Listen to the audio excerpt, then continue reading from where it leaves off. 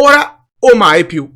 Questo è quello che probabilmente si sta ripetendo Natsupoi in questi giorni, sì, perché il match a cui dovrà prendere parte sabato 27 luglio non è un match normale.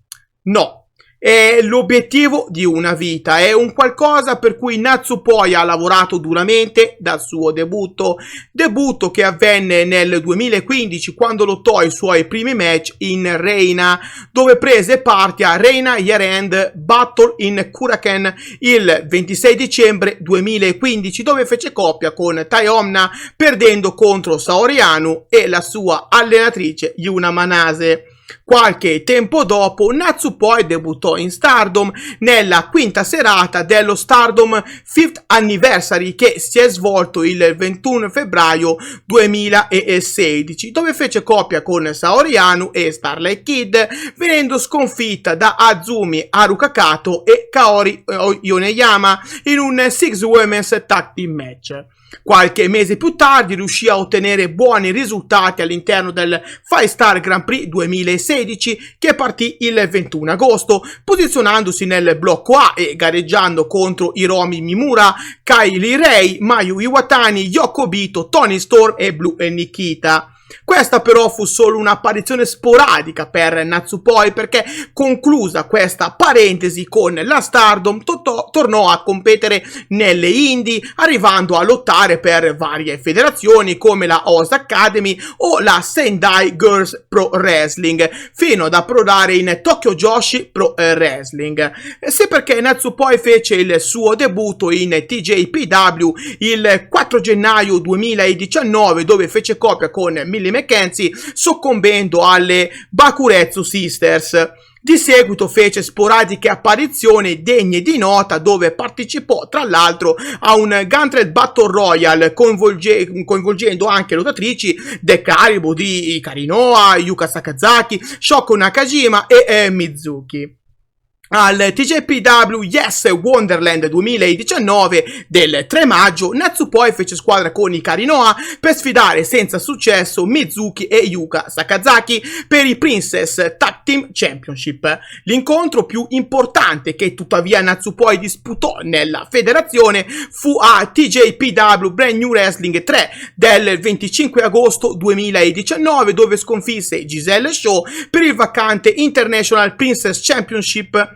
Il 21 settembre 2020 però Natsupoi decise di lasciare la TJPW per approdare definitivamente in Stardom, e così fece per davvero, perché infatti il 3 ottobre 2020 debuttò in Stardom sconfiggendo Death Yama-san, per poi rivelarsi nuovo membro di Donna del Mondo Stable, all'epoca capitanata da Giulia. Da quel fatidico 3 ottobre Natsupoi mise quasi subito in chiaro il suo bersaglio all'interno della compagnia: diventare la donna di punta della Stardom, ponendosi l'obiettivo di conquistare quanti più allori possibili, cercando ovviamente di catturare i titoli più importanti della compagnia.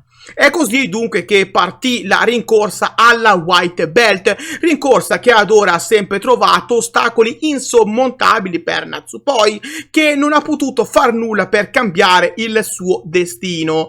Il primo match che ricevette, che fu valevole per il Wonder of Stardom Championship, fu proprio contro Tam Nakano il 4 aprile del 2021 a Stardom Yokohama Dream Cinderella, dove tuttavia perse il match e non riuscì a conquistare la cintura. Un'altra possibilità di conquistare la tanto agognata White Belt arrivò un anno più tardi, dove il 23 febbraio 2022 Natsupoi sfidò senza successo Saya Kamitani.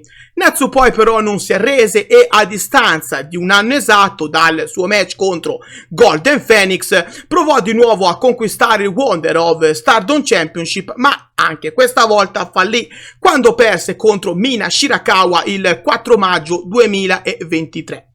Ora, Un anno più tardi, Natsupoi avrà l'ennesima possibilità di aggiudicarsi ciò per cui sta lottando da una vita, quel titolo che gli è sempre sfuggito di mano per un ciuffo d'erba. Il 27 luglio 2024 Natsupoi avrà la grande occasione, forse la più importante della sua carriera, per scrivere il suo nome nell'albo d'oro di chi, prima di lei, ha conquistato quel prestigioso titolo. La battaglia contro Saori Anou dunque sarà un qualcosa di fondamentale per la carriera di Natsupoi, che dovrà non soltanto affrontare una delle avversarie più ostiche con cui si è mai ritrovata sul ring, ma dovrà addirittura lottare con una delle sue migliori amiche. Quindi per raggiungere l'obiettivo prefissato, per agguantare la white belt e per realizzare il sogno di una vita, Natsupoi dovrà innanzitutto combattere contro i suoi stessi sentimenti che andranno a insinuarsi nella sua mente, facendola vacillare, instaurandone dubbi che potrebbero comprometterne la sua amicizia con Saori Anou. Ma qui Natsupoi dovrà essere brava e lasciarsi i sentimenti alle spalle, andando a mettere la voglia di trionfare davanti a tutto e a tutti. Solo così potrà sconfiggere Saori Anou e laurearsi nuova campionessa. Un'impresa non facile di certo, ma non impossibile. Un'impresa alla portata di Natsupoi, che dispone di un talento illimitato che le garantisce di avere successo anche nelle situazioni più disperate. Mancano ormai poche ore dunque a quello che separa Natsupoi come una tappa importante della sua carriera, una tappa che deve essere per forza guadagnata da Natsupoi, che non può permettersi di sbagliare ancora. Sì, perché questa potrebbe essere la sua ultima occasione di conquistare il Wonder of Stardom Championship, e allora Natsupoi dovrà far fronte a tutto il suo talento cristallino per risalire in cima alla montagna chiamata Stardom, in modo da poter guardare le sue future avversarie dall'alto verso il basso e poter festeggiare così il raggiungimento di un sogno coltivato per diversi anni insieme a tutti i suoi sostenitori. Non posso dunque che fare i miei più sinceri auguri di buona fortuna a Natsupoi, sperando che questa sia la volta buona. D'altronde, ora o mai più.